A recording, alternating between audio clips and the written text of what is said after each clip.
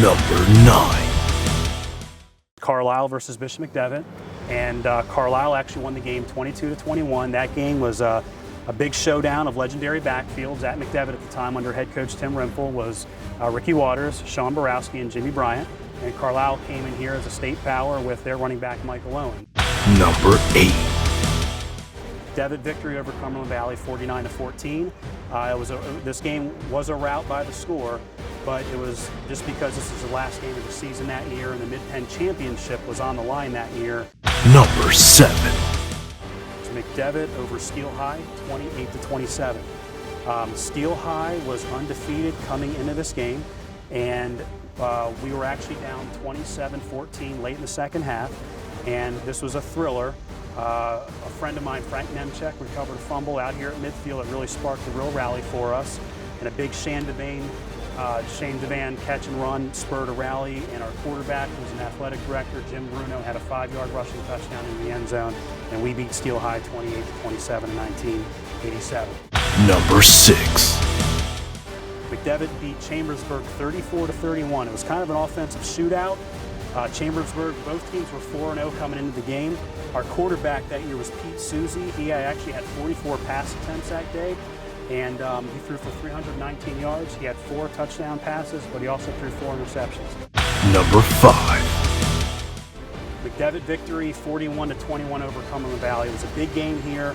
McDevitt was 5-2 at the time. There was a lot of pressure on the team to get a win to qualify for districts. This was LaShawn McCoy's junior year.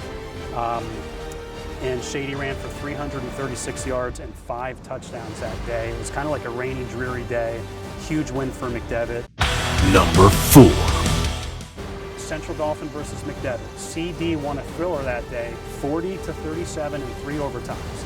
And CD fans, I really think that was a game that really put the Central Dauphin football program on the map. Number 3. McDevitt beat Berwick 23-20. Legendary coach George Curry was on campus here on Market Street, which is enough said there. Freshman at the time, Mike Comasco, hit a game-winning 36-yard field goal to win the game, and LaShawn McCoy rushed for 277 yards despite being injured in the ankle. Number 2. We beat Harrisburg here 12-7. It was a dreary, rainy day, pretty good crowd. The athletes on the field were ridiculous. You had Kenny Watson, who played 7 years in the NFL for the Washington Redskins and the Cincinnati Bengals.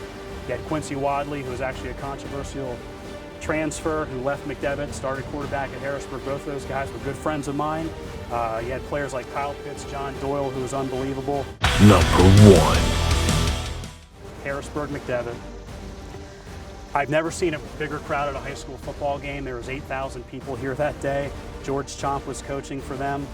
The hype for this game was unbelievable. Famous Patriot News sports editor Nick Horvath wrote an article called Market Street Matters, and it was just building everything to it. We had t-shirts, Market Street Matters, that our fans still have. We were up 23-6, and it looked like a blowout, but they really rallied in that game for some short fields, and they actually went up 24-23. And then a lot of the pressure was on us, and we're going in, we'll have the ball, and then we have a striking blow when LaShawn McCoy breaks his right ankle with a compound fracture. It was a clean hit. It was right down here. A kid by the name of Xavier Hunter, who had a brother Jeremiah, who was an All-American on their team too, hit him. And you would have thought someone passed away right here on this football field in front of 8,000 people. I've never seen anything like it. The amount of tears I saw, the ambulance drove on the field, and it was just really, really something else. We overcame that. All the drama for a go-ahead touchdown. Our quarterback, Jeremy Rickers, sneaked the ball in from 1 yard out. And then Vince Comasco had an interception at the end of the game to seal the game, and we won. And I remember after the game, everyone kind of said, you know, McDevitt's season's over, and we really rallied behind that. It was more of the Jeremy Ricker to Aaron Berry connection at the time. And Coach Wechter and I, we went to Underdogs to, you know, just have a meal after the game. All the stress was out of you, and then we went to Hershey Medical Center to see LaShawn McCoy in the hospital, and I'll never forget that memory.